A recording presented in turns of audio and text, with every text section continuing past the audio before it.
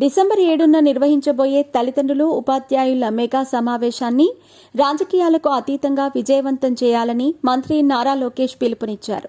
ప్రజాప్రతినిధులు, దాతలు, పూర్వ విద్యార్థులు, స్వచ్ఛంద సంస్థలను ఆహ్వానిస్తూ ఆయన లేఖ రిలీజ్ చేశారు.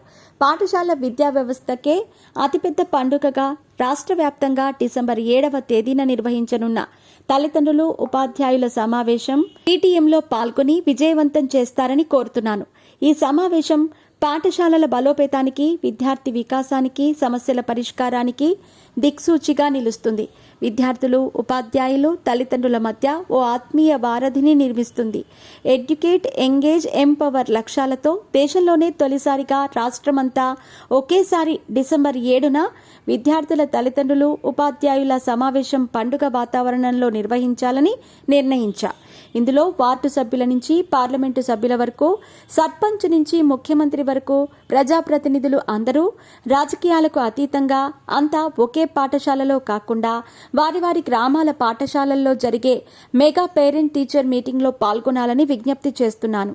ఈ సమావేశం ద్వారా పిల్లల చదువు, ప్రవర్తన, క్రమశిక్షణ తల్లిదండ్రులు తెలుసుకోవచ్చు. పిల్లల సమస్యలు, అభ్యాసన సామర్థ్యాలు, క్రీడలు, కళల పట్ల ఆసక్తులను టీచర్ ముందుంచి వారిని మరింతగా ఆయా అంశాల్లో పరిణితి సాధించేలా ప్రోత్సహించవచ్చు. విద్యా వ్యవస్థను రాజకీయాలకు దూరంగా ఉంచటం, విద్య నేర్చుకునే పిల్లలు, వారి తల్లిదండ్రులను పాఠశాలలకు దగ్గర చేయటం అనేది మన ప్రభుత్వ లక్ష్యం. పేరెంట్ టీచర్ మీటింగ్కి హాజరయ్యే ప్రజాప్రతినిధులు అందరూ ఏ పార్టీకి ప్రాతినిధ్యం వహిస్తున్నా మీ పార్టీ జెండాలు, కండువాలు, రంగులు వేసుకుని రావద్దని విజ్ఞప్తి చేస్తున్నాను.